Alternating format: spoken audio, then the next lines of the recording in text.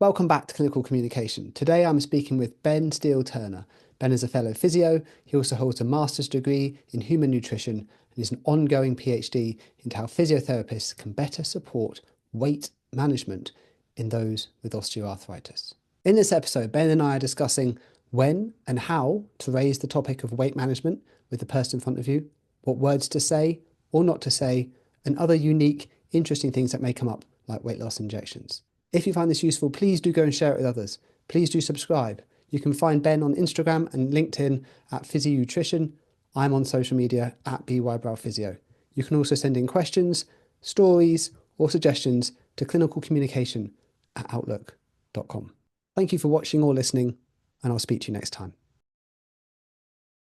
I can do it if I follow this, but the real goal is to make them unconsciously competent, which is build those habits, have that knowledge, have that understanding, so that they don't need you to be just maintaining them on stage 3 for the rest of their life. They can go to stage 4 and they don't need me, basically.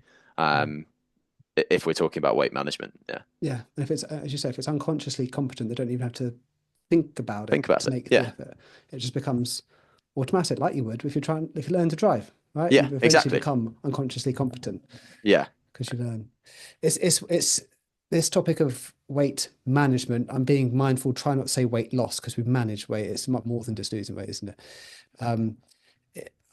This is, I think, particularly important to people because of just the nature of the topic.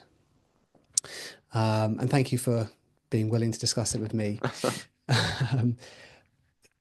I do some comms teaching with medical students and behavior change. And one of the scenarios is someone who's diabetic, and they're having the conversation at a diabetic review about trying to manage their weight.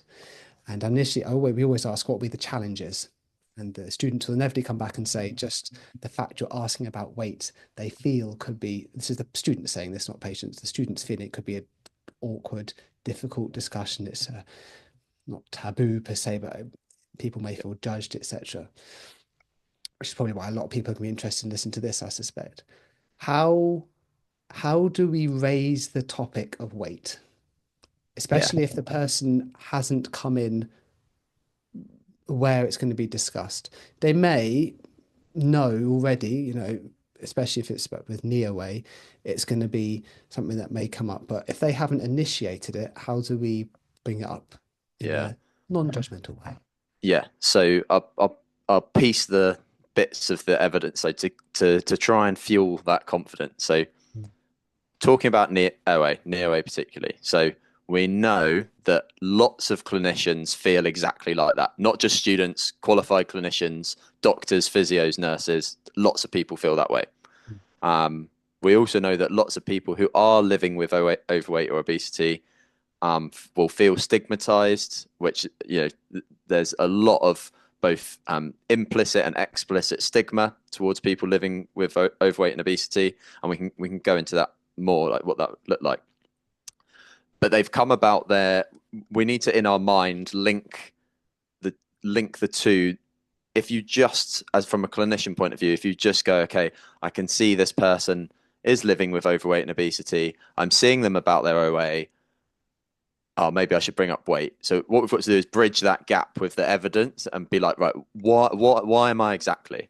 And the way that I do this, first of all, is don't feel like you're making this internal judgment of, for everybody who I see about NeoWay, I need to go through this mental equation of, do I think this person fits my completely subjective criteria of whether I need to bring up weight?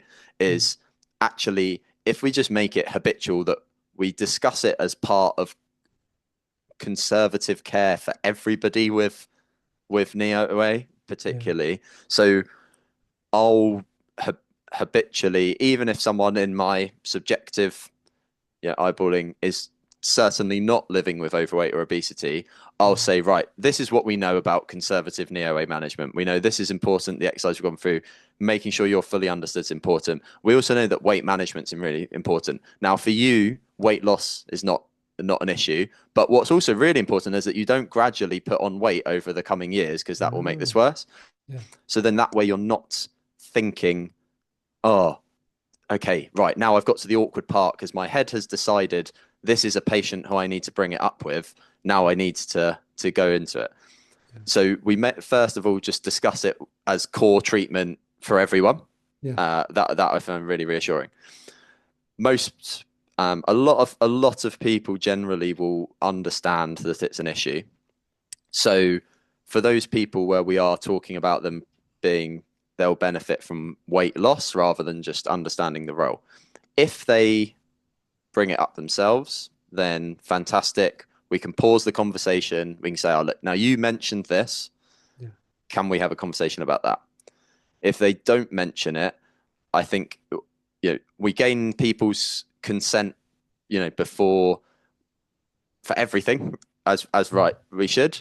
And I do think it is a subject that is not going to come at great ease to a lot of people.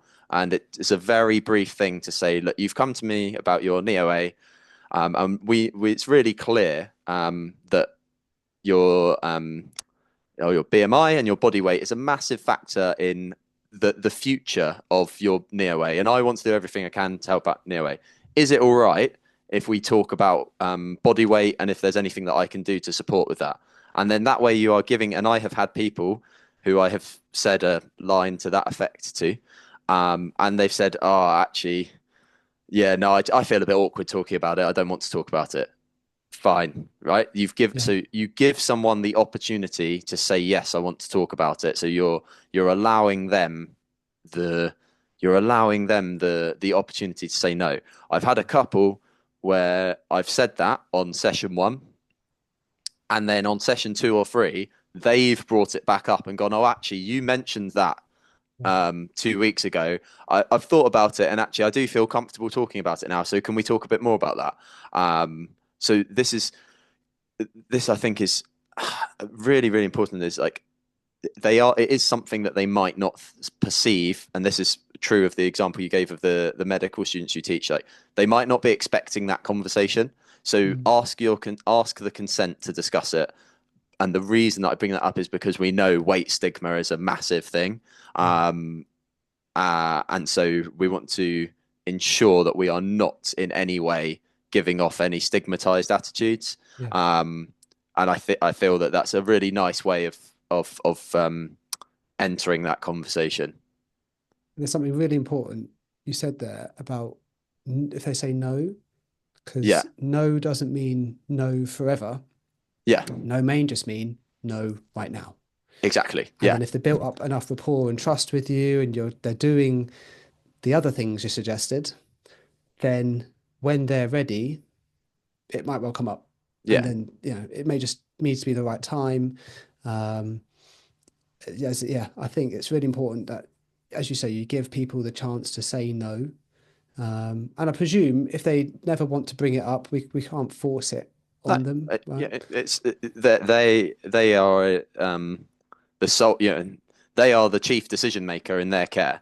Yeah. Our responsibility is to give them the best possible up-to-date, information and input. Now, I would say that if you let's say as the clinician you feel awkward bringing it up, and you think I don't want to bring up weight because I feel really awkward bringing it up, and I don't want to come across as rude. Yet that person is living with overweight or obesity. They've got moderate OA. If you don't bring it up, you could be seen to say you're denying them the opportunity for an evidence-based input, right? So like if a physio just felt really awkward about discussing regaining terminal knee extension after ACL reconstruction, for like they just had this, oh, I just feel really awkward. Like if someone can't straighten their knee, I just feel so awkward bringing it up. So I just never mention it. Then you'd be like, you're depriving them of the opportunity of being like, you really need to work on this knee straightening, right? And so that's how I kind of think about the weight management piece with regards to OA. Is like, we know this is important. We all need to work on different strategies, and being able to bring it up and bridge that evidence to practice gap. Yeah. So what should we, let's say we want to raise this up, and let's say they're willing to discuss it. Yeah. As you say, it can come with a lot of judgment and can be, may not be something they feel overly comfortable discussing, but they know it's important. And we said earlier about, how making plans and about getting buy-in, but we also want to avoid offending someone. Yeah. Are there things we should avoid saying? Yeah. Yes. Any language that would be or could be perceived as in any way derogatory. Mm. So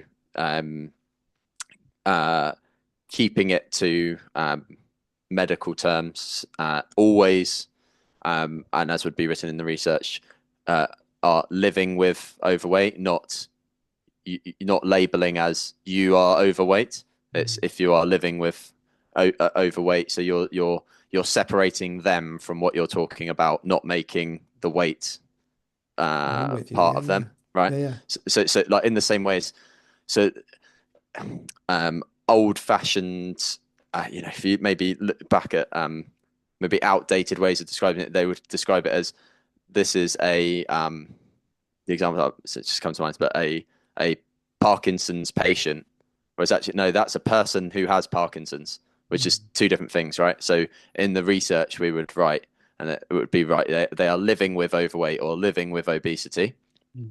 um, and that would be, if you were to ever use, if you ever to use the word anything that could be, I mean, and different societies and cultures have different words, but if you were to, like, for instance, use the word fat, Mm. and sometimes patients will bring it up and they might say, oh, I know I'm a bit fat and that's not helping my knee. That does not give you that does not give you permission to then use the same language as them, in my Ah, opinion. Whereas okay, I okay. think that we maybe want to match them on other levels of rapport building and whatnot. But I Yeah. think probably when it comes to this, my thoughts are they might say, when you're going through the assessment, oh, I know I'm a bit fat and that's not helping my knee. That does not give you permission to go, well, look, now you've mentioned that you are a bit fat. Let's bring it up, right? Yeah, That would yeah. be awful, and that would be weight stigma. That would be Mm. showing stigmatized attitudes. Whereas actually, then you say, so you've heard what they've said, translate and go, well, look, actually, we do know about. There's really clear evidence about living with overweight or obesity, and how this can help. So, how can I help you with weight loss? That would Mm. be how you would kind of take what they've said and transfer it into that. So yeah, not using fat phobic language, Mm. and always concluding and bringing it back to the condition that Mm. you are seeing them about, because Yeah. they have come. I'm speaking as a physio here. They have come to see you about their knee or their Mm. hip. They have not that they've not come to see you about whatever else. While that's all good, and there's the thing like make every contact count, which I think Mm. is really, really good. But maybe I did the course years ago, but if someone's come to see you because they twisted their ankle, is that the right time and place to bring up life, quite a big life question? Yeah. It's got to be linked to you are a healthcare professional. You've got Yeah. to link it to why they are seeing you for that thing, not just making it into what would maybe come across as a bit of a preach. Yeah. And the other thing from the literature of patients' views is quite often they'll go to see a clinician and they're in an environment for them, which is, so a lot of people are listening to this, right? You've gone to physio degree, medical degree. We're all pretty comfortable with being in a room with a load of people and taking your t-shirt off because we're all studying anatomy and we talk about this stuff all day. Whereas to other people, this is a really alien environment. It's like quite an anxiogenic thing. I'm going to chat. Here's a young guy who clearly exercises loads and doesn't understand this, and then this person just brings up, oh yeah, and you probably should lose some weight, and that can come across as really, really judgmental. Mm. Mm. So these would be the things to be really careful of. It almost sounds like this is one of the times where using medical lingo may be better than using day-to-day lingo. Is that right? Potentially, yeah. I'm off the top of my head trying to think of another example, but you can't the day-to-day language. I don't see how you could use that language and it not be seen as potentially slightly inappropriate. I might be wrong there, but Okay. like you know, if you were to use, I'm saying these for examples, but fat, big. So if you say, "Oh, look, you're a bit big," Yeah, like that's rapport down the drain, exactly. Yeah. straight away. So maybe the only time, just because I'm trying to be comprehensive here, but it's like if someone says, "Oh, well, yeah, no, because I am big and that's not good for my knees," you could then just for clarity, go, "Well, look, we're not here to talk about you being big. Let's talk about how I can support with weight loss and how Yeah. that could help, right?" So Yeah. maybe you could use it in that context. But yeah, I think you've got to keep to language that is neutral and could not be in any way seen as negative or stigmatized or derogatory in any way. It sounds like I was just thinking about this as you were saying it, but weight, using the word weight in itself could supplement most day-to-day. I mean, it's a day-to-day term anyway, right? It is, And yeah, yeah. that's not that doesn't sound overly. Is it a particularly stigmatizing word to use? It sounds like you're happy to use it. Say the word, just the I'd word say weight. weight's acceptable. Um, the other if we're talking I mean, weight is just a metric. It's one that everyone understands. Mm. BMI, has many critics. It does have its place, to be fair. Yeah. BMI, like I Okay. kind of feel so, everyone just hates on it, but at population level, it does do what it was kind of designed to do. Although it was designed to, we won't go off down a rabbit hole with why BMI exists, but BMI is designed, from all the reading I've done, for population level. So Mm. there are anomalies, but when Mm. you look at it over a population, it does do what it's supposed to do. Um, there is, and it was published in the Lancet just a couple of months ago, but basically evolving what the definition of obesity is. So at the moment, obesity is kind of seen as this one metric condition, which is weight. And actually, we should be talking about metabolic factors and a whole host of other things, not just someone's weight or BMI. Yeah, of course. Out of interest, actually, as we're on the subject, is there anything we think we shouldn't say for weight, like or around the terms, that we think is derogatory or not appropriate, but actually is okay? But actually, it's okay. Oh, crikey! I'm not certain I'm the person who would have the authority to say that, because the patient in the room would be the only person who would have the authority to say that.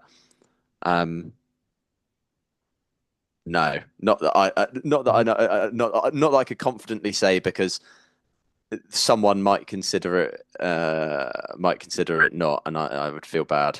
Yeah, yeah, and Yeah, everyone's so I'm individual, not aren't they? I'm not sure something that would be felt as derogatory but would be okay. I'm not sure. No. No, no, fine. Yeah. Fine. And I'm going to make sure I get this right now. So if we have someone who is living with overweight or living with Yeah. obesity in front of us, they're open to the conversation, they Yeah. understand why we're discussing it, and would you ask at that point, what are you eating? Would you say ask about what their diet habits are like before then launching into the suggestions? Yeah. Entirely depends on the context. I'd say I'm obviously slightly different in that this is my area of particular interest, and Mm. a lot of the people who I see already know this is my area of interest. So I kind of feel bad when I'm giving advice on this, because I'm a bit of a cheat code in that most people, like we spoke about, are motivated to see a physio who then would be initiating this conversation. Whereas most people who have booked in with me have booked in, a lot of people have booked in for this reason. So Yeah. I kind of have that drawbridge already open for me. Um, uh, so one thing that's really key to know is, so we asked consent. Oh yeah, I'll talk about weight. Now, in whatever your specialty within healthcare or medicine or the allied health professions is, I'm not sure there is any profession that doesn't do some form of assessment before you come up with, or to whatever degree there Yeah. is, whether it's a subjective or whether it's the most in-depth objective assessment ever, there's some form of assessment. Yeah. Yet when it comes to nutrition and weight, there seems to be this situation where people just give advice or an intervention without asking what they're already doing. So it's like, Mm. okay, would it be all right? So we'll go for it. All right, you'll hear about your neo. We know that body weight's a really important factor in the risk of neo and the next step, your prognosis. If we can help with a bit of weight loss, oh yeah, that's yeah, okay, I'm up for that. Like, how can you help with that? And then the response is, you really should just eat 500 calories a day less. It's like, based on what? Yeah, Yeah. it's the same as someone coming in about their hamstring strain and the physio just going, yeah, here's your exercises. And there was no assessment of where they're currently at on Yeah. their pendulum. So I think there's got to be some, before you give any advice and of whatever your scope is that you can give and your knowledge and whatnot, there's got to be some gathering of data. Now, likely in a lot of healthcare settings, this is going to be a subjective conversation. Yeah. Obviously, for dietetics and nutritionists, it'd be different, but it's got to be some kind of gathering of like, okay, so what are things like at the moment? What have you tried before? Is there anything that's worked? Is there anything that hasn't worked? Before you just give this input, I think that's got to be. I'm always astonished at how people just get given this dietary input based off of nothing other than that the person who gave the advice, it worked for them, and that's pretty much it. Yeah. Agree. We wouldn't suggest exercises without, if someone's already exercising, we're not just gonna be like, hey, do this, because we want to know what they're doing first, right? Yeah, yeah, yeah. Same thing with this, and let's say there is a subject we ask, and I'm thinking of someone who we've clarified that they are living with overweight or living with obesity. And we ask, what are you eat? What should, is it what do you eat, or what's your average food? What do you have a What's the spiel? Do you have a yeah line you ask? yeah? I always think it's such a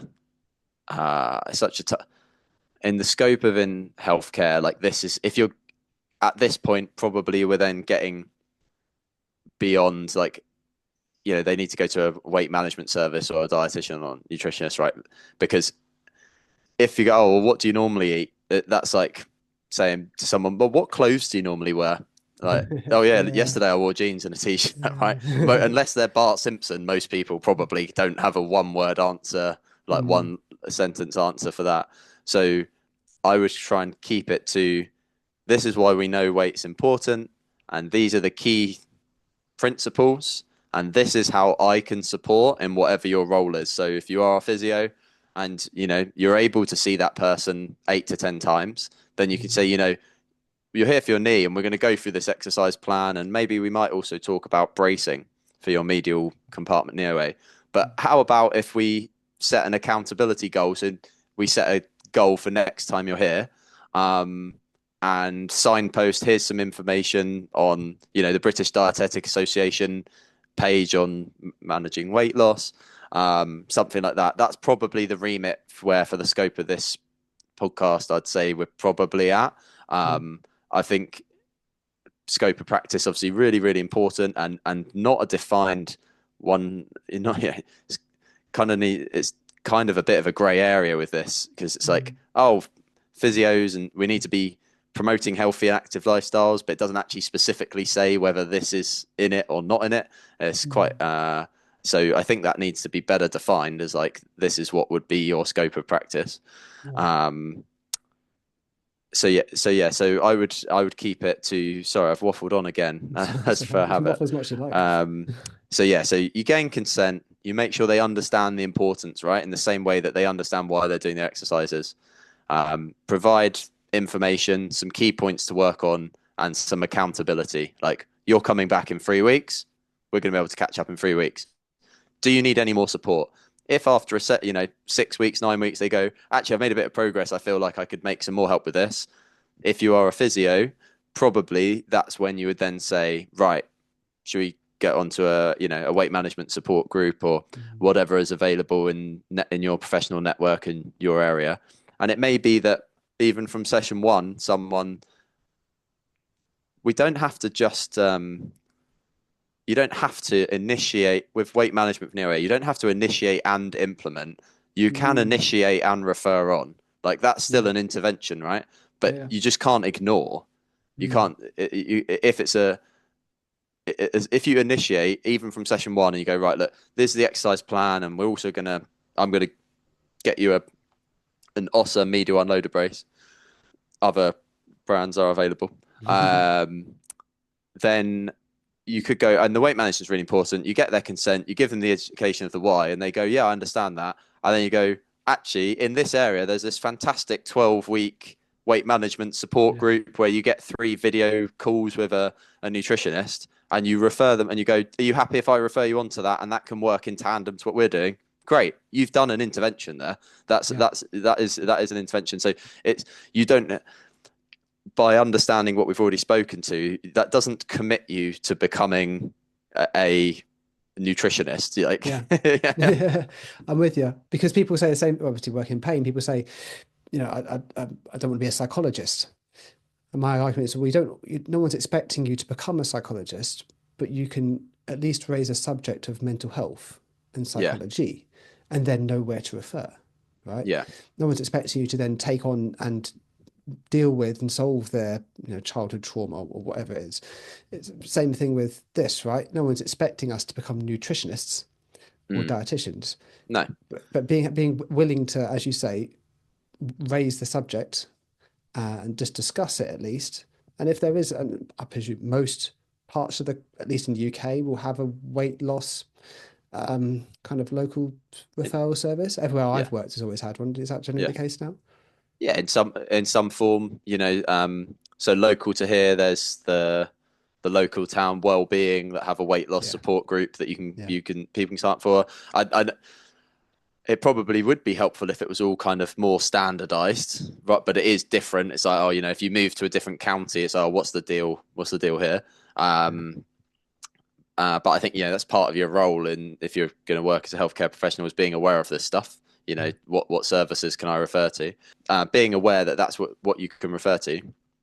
And I really like what you said there about how you don't have to become a psychologist. And so I would flip the healthcare view around and say, do we put people in brackets based on, right, they've come to see me and I am a physio, and I in the next room is a nurse, and in the next room is a doctor, and in the next room Mm. is a dietitian, and that's kind of quite very regimented, where that I think of it as like those arcade games where you put a 2p coin in or whatever at a Oh counter, and yeah, it yeah, pings yeah. down and it's going to end up in one of them, and it's like, right, well, you're here to see me about your knee, so you've got to fit into what I can do. And actually, while remaining within scope, do we need to be a bit more fluid and understand? And instead we morph and we form around the patient, not the patient must fit into the bucket that I happen to be knowledgeable in. And if it's Mm. anything outside of my knowledge, I'm completely useless. Mm. So yeah, I kind of prefer the latter. Yeah. Now, where we're going with this is, what about that person who's come in? We can see they're living with overweight, living with obesity. You raise a subject, they're on board, they're willing to discuss it, and they say, "But my diet's great." You may not even discuss much about referring on it. They may say, "I eat only home cooked meals, only whole foods, all 5+ vegetables a day." But you've been able to clarify from whatever information you have that they're living with, whether it's overweight or obesity. What should we Yeah, say? Should we give up? it's yeah, it is really tough. So the first thing to be aware is that there are, sorry, light went off. There are huge, huge complexities with obesity. So there are individuals who maybe have got underactive thyroid who will really struggle to lose weight. even if they are eating really well and they are probably in a calorie deficit. And I think this is one thing that the social media fitness industry does a bit of a disservice to, where it's the underlying tone is very much like, if you say you are, if you say you're eating well, but I'm only eating this and I can't lose weight, then there might be a medical cause for that. Or if, say, for instance, someone's on long-term steroids, again, really, really hard to lose weight. Yeah. So you have to be really, really careful of that, because you can't just barrage into them. You have to also be aware, yes, we're talking about their knee away, but let's say it's somebody who's in their early 60s, late 50s. Well, we can't just, you can't go, there's a level you can't go too far where, yeah, you might lose a few kilograms, it helps their knee, but then they get osteopenia because you're taking all their food away. That might be an extreme example. So, no, I don't think you can give up. I think you should, speaking as a physio, that's probably the point where you say, this is a realm you have to go down. I think I've now done my initiation part. I've been fluid enough to get the conversation started and rolling. How can I support best? Actually, they might say, yeah, again, they then have the ability, they have the right to stop consent any further. You could say, can I refer you to a weight management support group? And they can say no if they want to. So if you're getting into that nitty gritty as a physio, and probably speaking true of a doctor in most healthcare settings, that's probably the point where then referral comes onwards. Because we do also, so I'm going to bring in yet another factor to the cauldron. We do also have to be aware of, whilst being fluid and bringing in this weight management, one of the counter arguments for allied health professionals delivering weight management for NEOA, particularly physios, is that then it could, yes, we might really successfully address and discuss weight management, but it might then be at the detriment of what we were supposed to be doing based on the traditional traditional stuff, right? So then we're just, then you and I are going to have, I'm going to be on another podcast in a year, and they're going to be like, physios keep talking about weight. Who's doing all the exercises? So you have to then not let it come at the detriment of the physio that you're supposed to be doing. So don't give up. Discuss it with them, and if you feel they need further support, find out what the local services in their area are for. And then this is where it depends on what your personal, a lot of allied health professionals and will only report like surface level competence. So they're like, I'm confident to bring up weight and I'm confident to discuss it, and then that's where I'm at. Like as soon as someone starts saying, well, I already eat healthily and I already do this, I haven't got any, that's the end of, it's like somebody who's, they've learned, up to GCSE level French, and they're like, I can go into a restaurant and I can ask for a table of 4. But as soon as the waiter asks, do you want to sit indoors or outdoors, or it goes slightly off script, that's it. I can't go any further. I've done my bit. So yeah, that would be the point where you need to make sure that you've initiated, you've done your bit.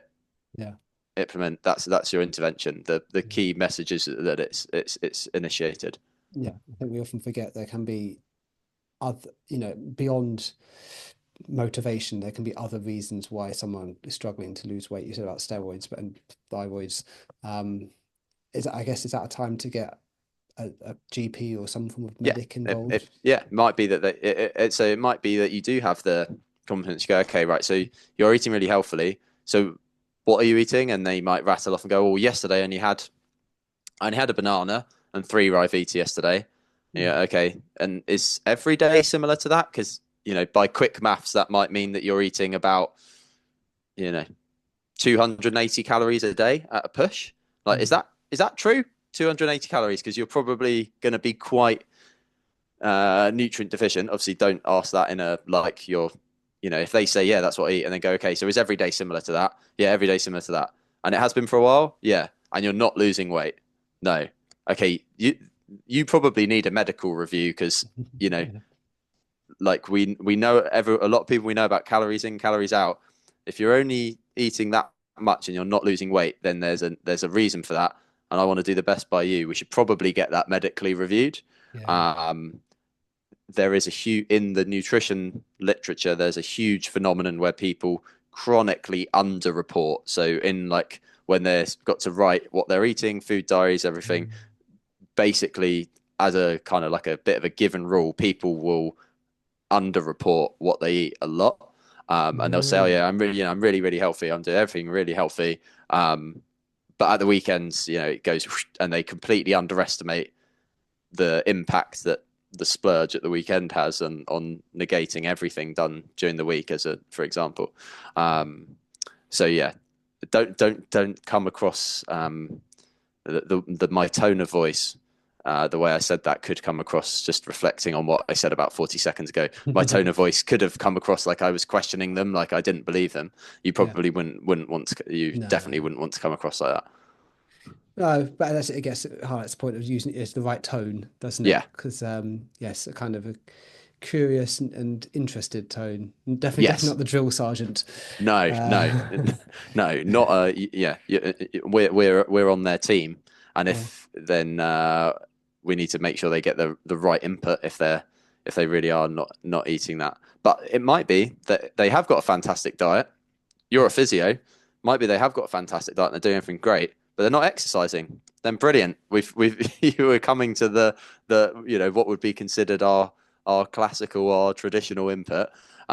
It's not. We can't let just going to the weight management forget about the other parts. Mm. Yeah, absolutely. And let's say we have the conversation, they're open to discussing it, they can see the importance. You go to, and you go to raise, trying to implement, and now we are here in 2025. And thanks to social media and the news and everything else, they turn to you and they say, "Well, Ben, can't I just have that injection? Yeah. Won't that do it?" Well, it's not what I say. Maybe you have to have this conversation. It's a big thing and it's a Yeah. real unknown. Potentially, and I think there is a role for the just for the listener. When you say the injection, I'm assuming you mean GLP-1 Yeah, the agonists, Ozempics and all that jazz. Ozempics, yeah, Manjaro. Potentially for some people who are really struggling and are, really, really in uh, a long way above BMI where we'd want to be, then there can be a role for those. I'm not a doctor and I'm not an expert in the weight loss drugs. There may be a role. There are obviously known side effects, and this would have to be what I don't like. It quite topical at the moment when we're talking about. You see online, people could just go online and just fill in a form, and from my understanding, can just buy it. I'm not sure that Oh. there's too much. I think I think people just get hold of it. So it'd have to be done under medical supervision. I don't know what the deal is through the NHS at the moment, or if it's different in different areas through GP surgery or whatever. Um, but there are side effects of it, but there are also side effects of living with overweight and obesity. So it might be that Yeah. that's is it that the side effects of taking the medicine are a smaller dose of poison than the side effects of the losing the weight? I think if someone does and it's medically appropriate to take it, then it's a little bit like if the person says, "Well, look, I'm probably going to have a knee replacement anyway, so why do I need to do the exercises? Can I have a knee replacement?" And you go, "Well, it's if you have a knee replacement but you don't do the prehab and the rehab, you're going to get a terrible outcome. So it's not physio or surgery. It's physio alone or physio plus surgery, right?" Yeah. And I would probably liken a similar analogy to that and go, it's not dietary and lifestyle weight loss or insert Ozempic or whatever drug. Yeah. You probably should still be getting all that education. You still need to make sure you're getting. So a couple of my patients say, you still need to be getting the advice that you're still eating healthily, you're still getting nutrient dense Mm. foods, because if you've got much lower appetite, but you're just buying half of a fast food meal, or buying a fast food meal and only eating half of it because you've got reduced appetite because of the injection, and that's all you eat in the day, then you probably in the short term will achieve your weight loss goals, but there'll be, some negatives downstream. The concern would be, we know that going back to the very start of my long graph of someone's line graph of their weight over their life, is we know that yo-yo dieting, going up and down, is a problem. And is it the case that if someone just takes a GLP-1 agonist, that they're, rather than shorter lines, are they just expanding? Are they just making the x-axis slightly longer, and they're still gonna yo-yo and end up back higher? And so that's where I think it's that education that's setting them up for success comes with. So if someone, if we talk in BMI terms and they were only marginally above, the criteria and not medically maybe considered appropriate, and they said, oh, I'm going to, why don't I just have the injection? Yeah, that would strike to me as not appropriate. But if someone's, way above BMI 35, 40, then that's probably where it forms part of the discussion. Yeah, absolutely. I realise, as you say, you're not a prescriber, not a GLP-1 expert. Do you have any thoughts about where they're going in the future? What we might be saying in 2, 3, 5 years from now? Yeah, my understanding of them is they have been used for a while in diabetes. So they, I think 10, 20 years. So there is a fair amount of research that they're, pretty safe. So, well, a year ago, I think, or maybe it was about 18 months ago, when they started really hitting the headlines, it was, it's like, wow, this is going to be like changing the world. And apparently stock prices in airlines were going down because people thought, well, everyone's going to be so light that they're going to go up. They're going to have, they get less airline fuel, and stock prices in fast food companies were going down because of them. I'm not sure that's going to be the case, and I'm I'm pretty confident it's around 2 years is like that's the max you can take them for. Don't quote me on that, but I don't believe you can take it forever. Okay. So I'm not sure what happens after. But then with a lot of things from a motivation point of view, if we can team up the education with the medication, it may be that actually that medication just is enough to get the ball rolling and get things started, and then we set them up for success with the education for the next chapter along the way. Maybe We'll see. Now, when we were setting this up, we discovered that you and I are both mutually significant appreciators of Rory Sutherland, who's a marketer and director of marketing, very experienced. People can Google him. And it's probably the part we're most excited to talk about. Oh, he's fantastic. Yeah. Before we get into a couple of his principles, which you've put online, how's what he's discussed affected your practice and your PhD as well? Oh, yeah. He appears on a lot of podcasts, so I listen to a lot of his stuff. I just really like the way he thinks, and he's really into behavioral science. And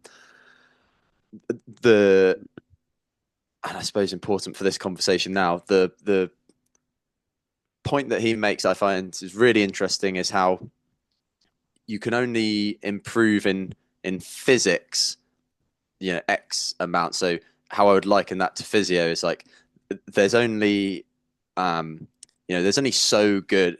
Eventually there's the limit of like, how good the exercises are going to work or whatnot. Whereas in psychology you can add value way easier, right? So through your conversation techniques and rapport, you can add value way quicker and way easier. So I think the example that Rory Sutherland uses is like on a train, HS2, it costs 100 billion to shorten the journey from London to Manchester from 3 hours to 2 hours. But for 10 million, you could just put really, really good Wi-Fi on all the trains, and you could make the enjoyment of it way easier.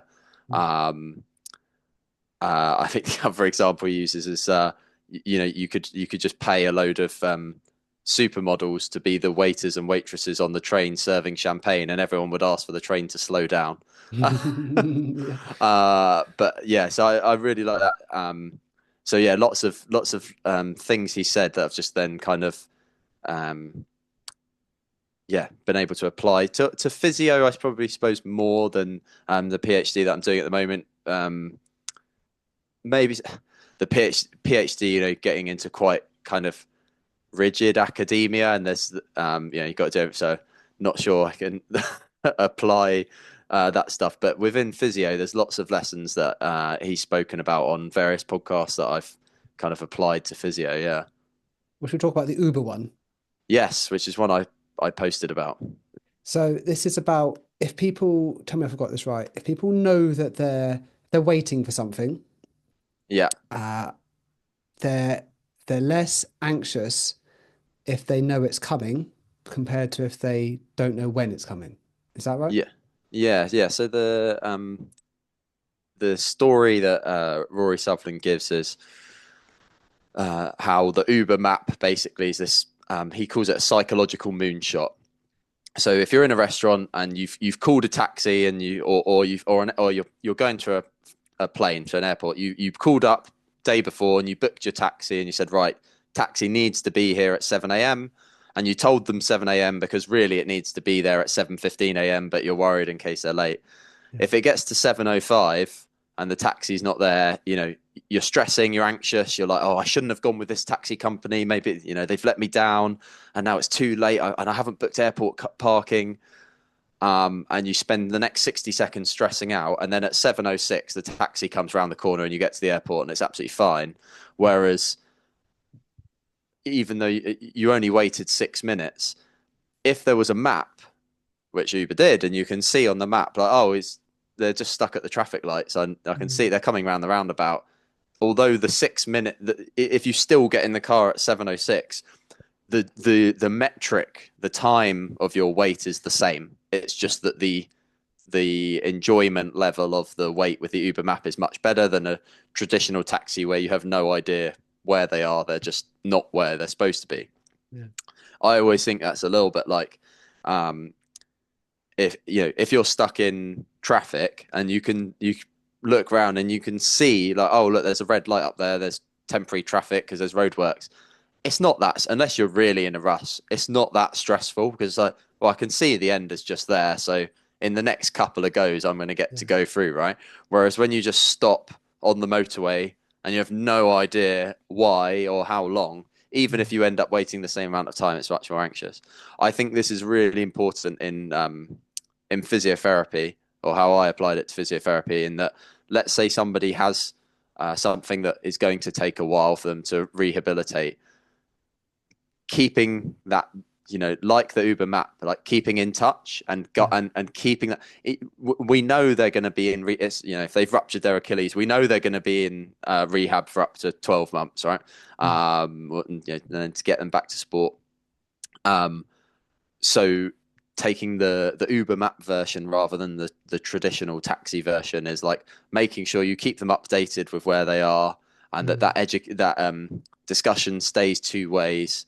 Not just, oh, here's your plan, go and do that. Where they're a bit like, oh, what am I doing? I'm not sure.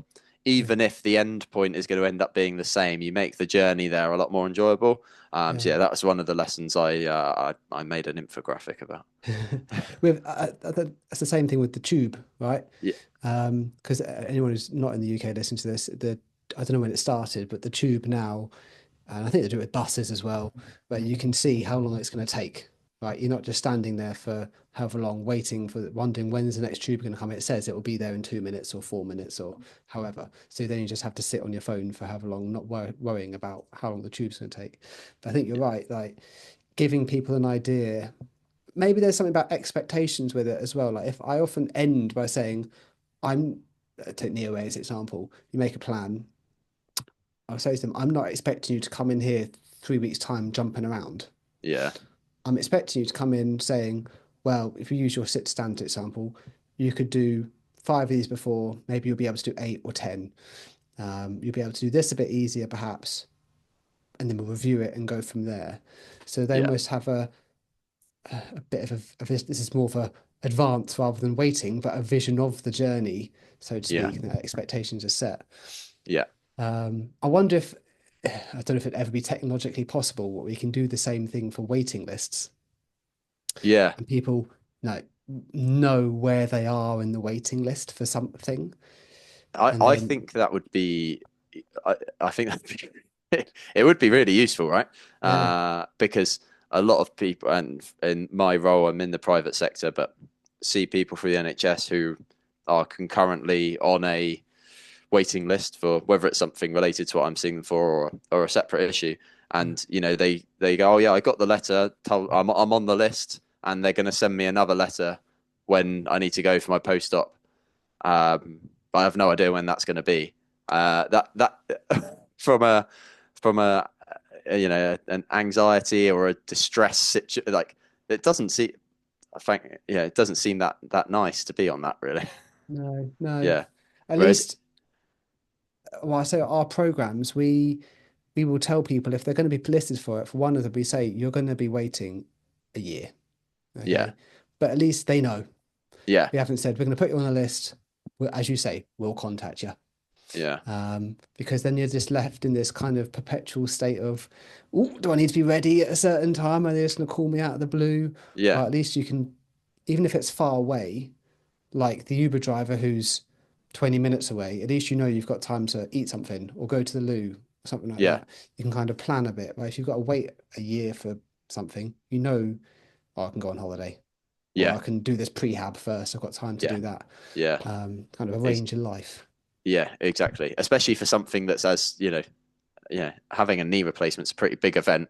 And so Yeah. if you just know it's going to, at some point within the next year or two, I'm going to get a letter saying it's on X date. Yeah. Yeah, I really sympathize with that situation because that can't be very nice. Mhm. Yeah. But Tell me about, go on. with the flipping it around and putting with the expectations on reflection, some of my patients who, where for whatever reason I haven't at the initial appointment, yeah, I didn't clearly clarify what the expectations were.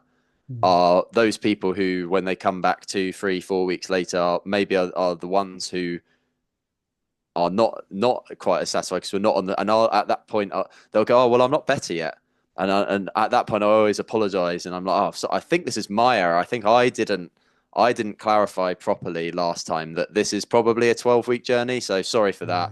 Yeah. Yeah. Actually, because then they come back and they go, oh no, well, it's still there, and they go, oh, okay, so what's different about last time?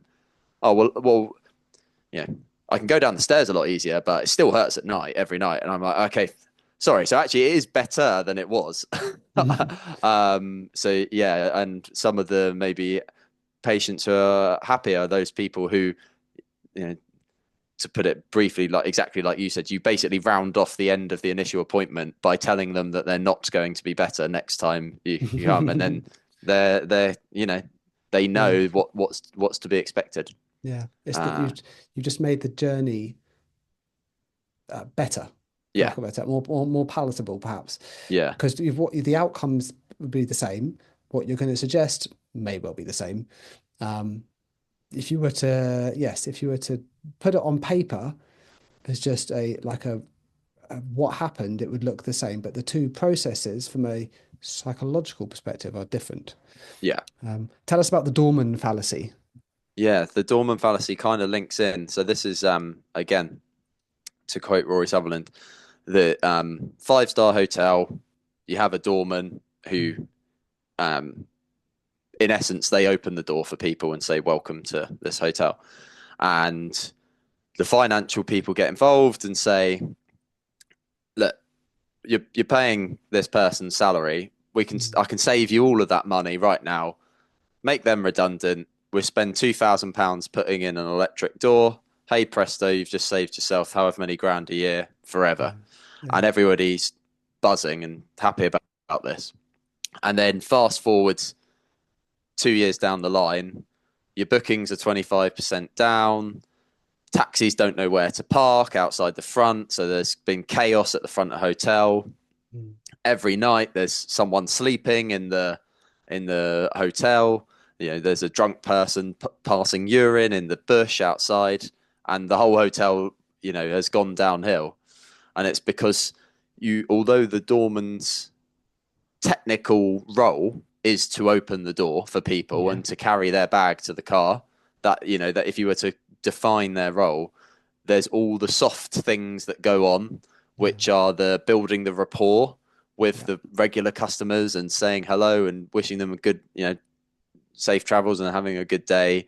There's the knowing the taxi drivers and knowing the doorman from the other hotels and organizing things like that.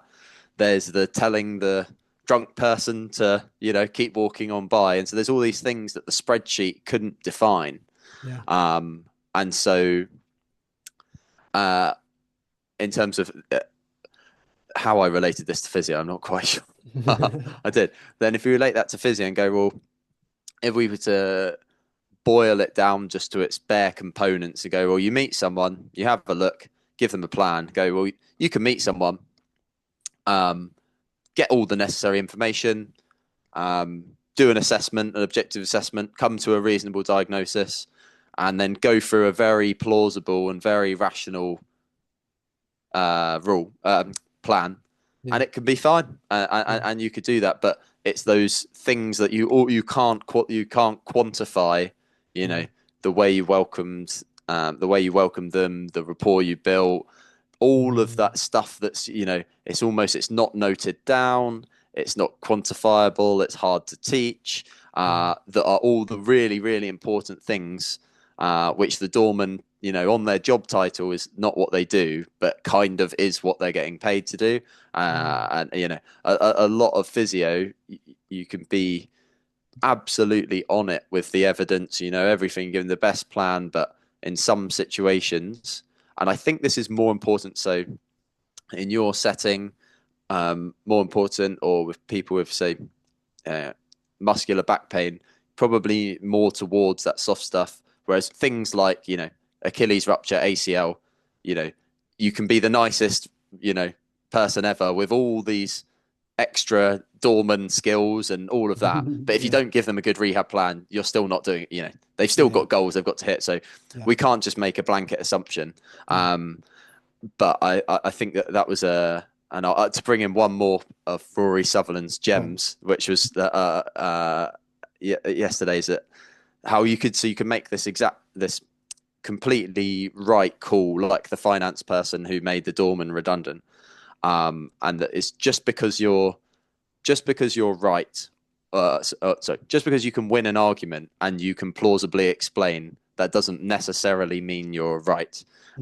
So the example I heard on a podcast him say yesterday is like, if you're in Britain in whenever it was 100 odd years ago, and you were employed to help the Coca-Cola company bring Coke to the UK, then you could have very reasonably put together this document saying, look, the climate's not that good. We don't actually have access to ice, which you need to enjoy Coke that well. We really like tea, coffee, and beer. That's kind of all we drink. We frankly don't see a market for this sugary drink in the UK. And you could have put this completely rational, plausible argument together, and have, quote unquote, won the argument, but have not been right. I'm yet to think of, maybe you've got an idea of exactly how that's going to apply into physio, and that might be a future infographic to make, but one that kind of links to the Doorman fallacy, I suppose.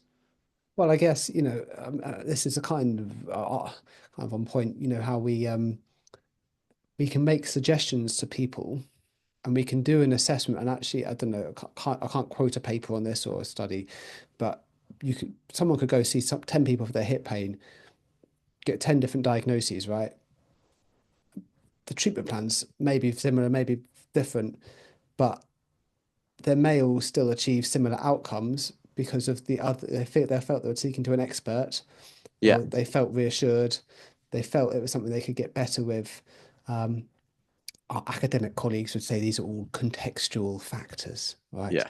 Things that aren't us or aren't the treatment, but everything around it. Yeah. If we were to take your Doorman and flip it to the desk person in your clinic, similar role, you know, Same role. that exactly that Yeah. person It's will have fantastic. a massive influence over how the patient perceives your service and you before they've even met you. That Yeah. makes sense. Yeah. Or the paperwork you send. Um, there's you go into many waiting areas. There'll be that sign. This is something I want to change where I work. That would say, last year, don't know, 1,000 people missed their appointments. This costs the NHS, I don't know, however much money. Really, that's showing that, well, 10,000 people didn't attend their, or 1,000 people didn't Yeah. attend their appointment. I don't need to either, because you know, a lot of people are doing it. When Yeah. in reality, if you flip it and were to say 95% of people attended their appointment or cancelled within reasonable time, that shows the majority of people are doing that. And Yeah. therefore I should do that instead. Um, I want to change, you know, because you get text reminders, don't you? Yeah. Appointments. I want to change that text to say that, and we'll see what influence that has. There is a study, I can put it in the show notes, about they did it was in a GP surgery where they changed that message and got patients to write down their appointment times as well, and that improved their DNA rates apparently. Yeah. It's only small, and I don't know if it's been done much bigger, but it's just how we rephrase things. Rory talks about the hotel that where you turn up and they give you a cookie. Yeah. And no one's going to the hotel expecting to get a cookie, but it's the extra thing that, you know, financially doesn't make sense. Why are we bothering Yeah. to give people cookies? But they have a better stay. It's like unexpected. Now Yeah. I'm not suggesting NHS and major corporations start giving cookies to every patient that turns up, No. but something that's just beyond what they're expecting. Yeah. You know, just adds a bit of extra care. You know, just helps build in those other contextual factors that make when they come to see the healthcare professional who's probably going to suggest the same thing or similar thing, regardless whatever building they're in, whatever aspect Yeah. they're in, it just helps make that more likely to work, Yeah. I guess. Yeah. So all this Absolutely. extra stuff, which, as you say, financial people would roll their eyes at. Yeah. But But if we're applying it to physio, I would say it's not it might be not be the financial people, but it might be if we're just talking about within session contextual factors, it would be the time people. So like it's the 3 minute conversation you had that it turns out that, you know, you're both supporters of the same football team, or you know, you've both got the same breed of dog, or just showing an interest in them. I always think, off on a right old tangent here, but you'd be a really good person to talk about this. I always think that a really good metric of a physiotherapist is the patient satisfaction of the people who did not get better as a result of your treatment. So this really hit home. I had a patient, was seeing probably over 4 months. I think saw him about 7 or 8 times, and just didn't, this wasn't getting better. Wasn't getting better. And then this led to, there was a little bit, and then it set back, but anyway, it got to 7 or 8 sessions, and I was like, look, I'm not the right person, but this is who I think is the right person. Referral, right? What I'm going to do later in my admin slot is I'm going to do a referral letter, which I'll CC into you. So here's all the information, and what he said still sticks with me. Is he left, shook hand, and he went, "Oh, look, Ben, I know you haven't helped with this issue. Yeah, I'm still in this pain, but like, I really appreciate all your effort, and I completely trust you. And for any future injury, I would always come back to you, because I can see you've really tried."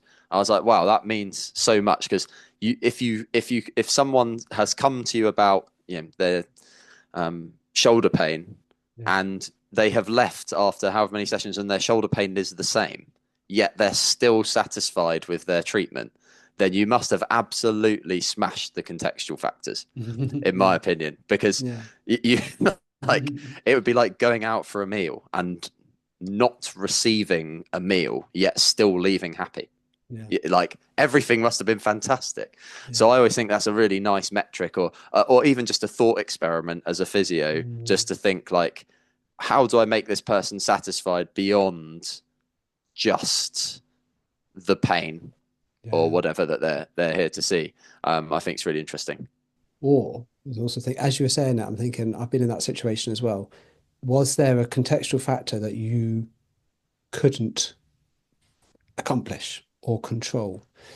Because I remember speaking to someone else about this, and my boss and I have the same phrase. Sometimes for someone to move forwards, they have to hear it from someone with a certain job title or who dresses a certain way.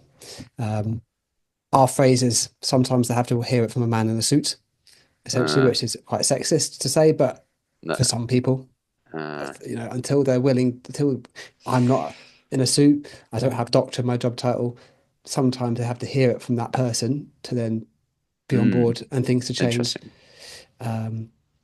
Sometimes you have to, whether it's a dress, whether it's just the fact that they look older.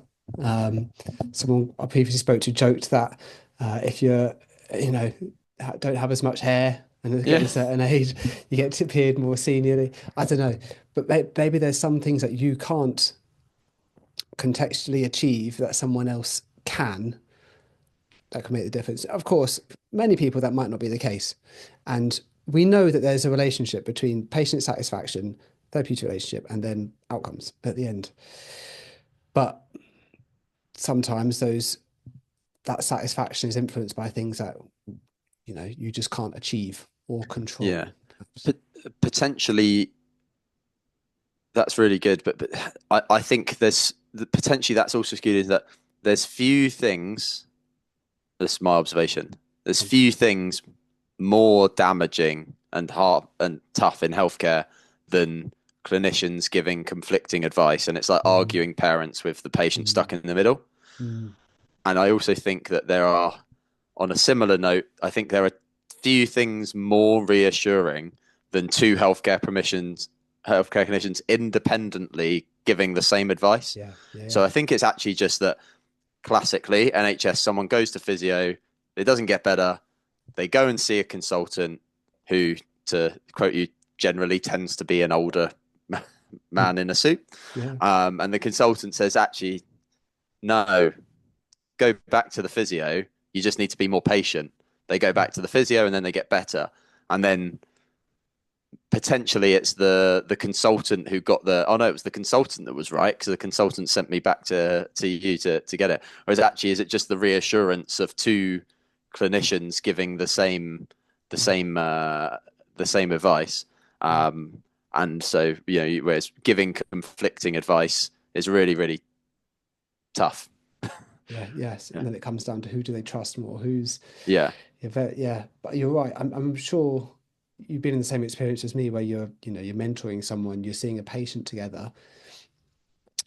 What you assess the patient with the more junior colleague, you come to the same conclusion, you suggest the same things, and then the person gets better because they've also heard it from you. Yeah. Or someone's not got better the first time round, come back to see, whether it's physio, doctor, whoever, you make the same suggestion, same diagnosis, etc. And then because they've heard it from someone else, that's right. Yeah. I've heard it plenty of times where I've done the same thing as someone else, and then whether it's just they've heard it more than once times, maybe it's different time, who knows? And then that's just changing it. Yeah. You're right though. It is hard when you've got conflicting opinions, and then they have to weigh, who to trust, what to believe, which one's more hopeful, which one is more realistic. That's a lot trickier. Yeah. An interesting example of that where I was there mentoring a student physio. The student was doing fantastically, doing really well, approaching the end of placement, really, really, they're kind of doing it all. I'm just sat in the corner making notes and chips and once. It was introduced as who was the student and who wasn't, but I don't think the patient was listening. Anyway, the initial assessment went really well, couldn't fault, top marks, great. Student left, went back, and then the person came back 3 weeks later, and the follow-up was with me. Again, this was explained. So then I went to get the patient from the waiting room, and as we were walking then back into the room, the patient said, "Oh, God, you must be really doing well on your placement because you haven't got anyone supervising you." And at this point, I'd been qualified for however many, and it's like, sorry. She was like, "Well, there's no one supervising you," and I was like, "Oh yeah, because last time you were watching the qualified physio how to do it." I was like, "No. The person you saw last time was my student, and I was supervising him. Yeah. He is the student was slightly older than me, so I don't know that."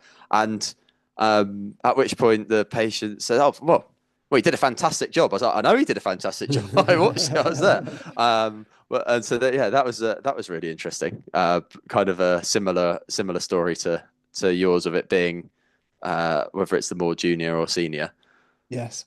I've had it, same thing. Mature student again. I think I was about mid-20s, and the student was at least mid-30s, if not older. And yeah, we had to make it clear who was the physio and who was the student. Yeah. Especially as we have a lot more mature students, people doing apprenticeships these days coming through, where it's not just, I don't know, 18 to 21-year-olds anymore. You can easily tell. Was there anything else about Rory Sutherland you wanted to say before we get to your hardest conversation? Not that, I mean, probably, but not that I can think of. We've probably quoted him.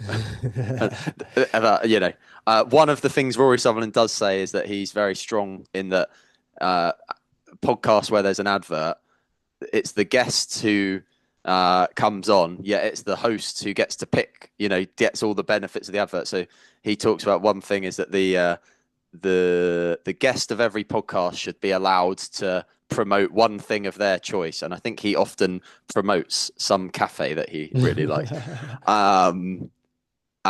So I will promote Rory Sutherland. Just search, search Rory Sutherland in Spotify or Apple Podcasts, and there is a feast of great information, great listens, and a book as well. Yes, Alchemy. Alchemy, yeah. So this is the part where I ask everyone this. So, and I don't mean to shift the subject and shift the mood suddenly. What's been your hardest clinical conversation? Are you talking about just one specific one? Or you can have multiple. People have given multiple in the past. Yeah, I think. Can I give a category of of ones? It's ones where people are not at all aware of what the situation is, and you're going to be giving quite big news. Yeah. Are my hardest ones. So trying to think of some examples. So people who they have been told they have strained their hamstring. They were playing football, felt their leg go, went to wherever, they've seen a clinician of some form, they've been told, "I think you strained your hamstring," and I have to give the advice that I'm 90% confident they've torn their ACL. I find broaching that. So I guess my answer would be that where you're going to have a bridge to cross from, even if it's just what you can tell, what they're saying, what they think it is. That they're my hardest. I always get a little bit nervous saying that sort of stuff, or when people have said during the subjective, well, I know it's definitely not osteoarthritis because it really feels like muscle. It really feels like this deep muscle tightness, and then on the subjective and the objective, it's just classical hip osteoarthritis. Like it ticks all the boxes, and yet they've even said in their subjective. I know it's not osteoarthritis because I know my friend had that, and their pain, they said, felt different to this. And then I feel like I'm going to have to, uh, you know, confront, pardon me, confront that in some way. They would be the ones I find the toughest. Yeah. Yeah. The expectations are far from where you're going to have to land, essentially. Yeah, Is that right? Yeah. yeah. We don't get, I don't know about you, but I never got any Breaking Bad news training at undergrad at all. No, no. Physio, I, it's not like our medical colleagues where they're going to have to break bad news. It's much worse news Yeah. than we might have to. Yeah. Uh, But my job, statement is always telling someone, take your example, who doesn't want or think they've got hip OA, and you're going to have to tell them that they do, could be quite significantly bad news to them. yes, No, yeah, yeah, just how they visualize that, how they interpret that information, what their understanding of it is, could be much worse than something that we would consider to be quite a much worse situation.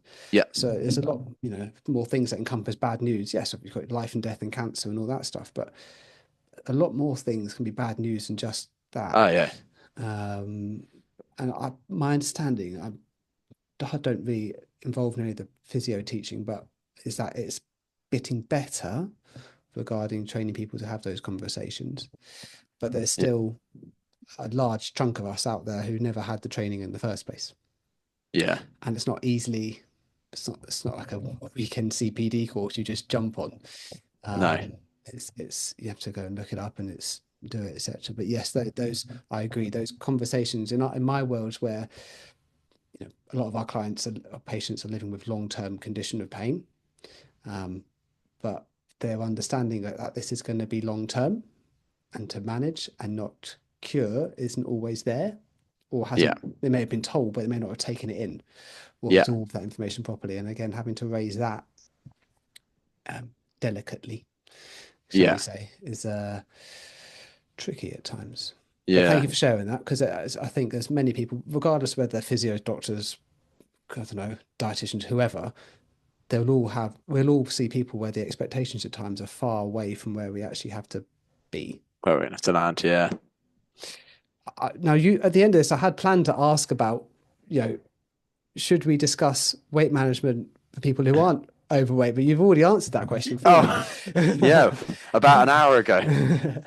So Yeah. instead, I was going to ask, do you have any kind of a great success story that you've seen with weight management for knee OA that you thought, oh, I've really nailed that, or maybe you did something that you didn't think would make a difference, but for their weight and helping them reduce it, but did? Yeah. Quite a few success stories. I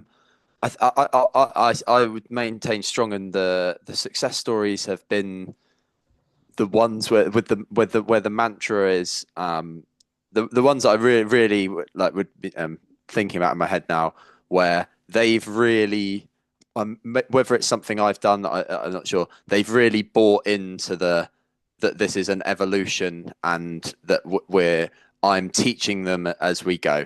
And so I'm always incredibly open with people that although I'm in the private sector, I am the worst business person in the world. Like my job is to get you to not need me.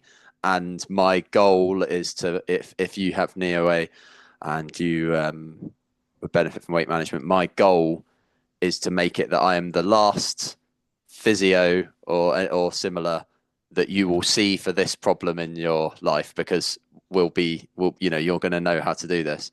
So that's probably the common thing. But in terms of any like specific one success story, return to that.